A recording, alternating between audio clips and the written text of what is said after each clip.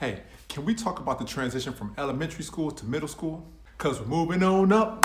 Good people, this is Matthew Goins from Puzzle Huddle. How does parenting and school involvement shift from elementary school to middle school? In elementary school, involvement often includes graham crackers, snacks, circle time, or bringing cupcakes for your kid's birthday. Some of that's going to start to feel out of place in middle school. I looked at a meta-analysis in the Journal of Developmental Psychology. They reviewed 50 studies examining the shift in the types of parent involvement associated with academic achievement during middle school. The researchers grouped parental involvement into 3 categories. Now, this analysis looked at general middle school populations and academic outcomes. Let's pause right here for a second. This research does not examine developmental learning or emotional disorders specifically. Those situations require individualized interpretation. The first category of parental involvement is home-based involvement. This category focuses on structure at home, and the data draws on an important distinction between checking homework and helping with homework. Checking means verifying completion or compliance. Helping means explaining concepts and providing answers. Across the studies in middle school, when parents were regularly explaining concepts and providing answers on homework, this was associated with lower achievement. At the same time, the research suggests that what does support achievement is parents staying engaged, checking completion of homework, connecting through conversation, and expectation setting, not stepping away entirely.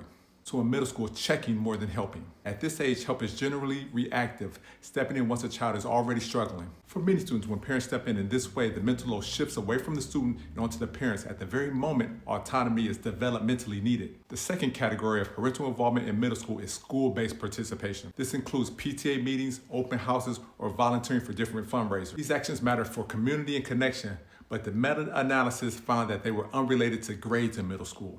I got 2 middle schoolers, and I love pulling up on their school, but I can't expect that to have a big impact on their grades. There are benefits to physical presence at school, but it does not translate into higher achievement at this age. The third category of parental involvement in middle school is academic socialization. This focuses on how parents talk about school and learning. Parents communicate expectations, discuss the value of education, and connect schoolwork to future goals. Instead of giving answers, they emphasize strategy.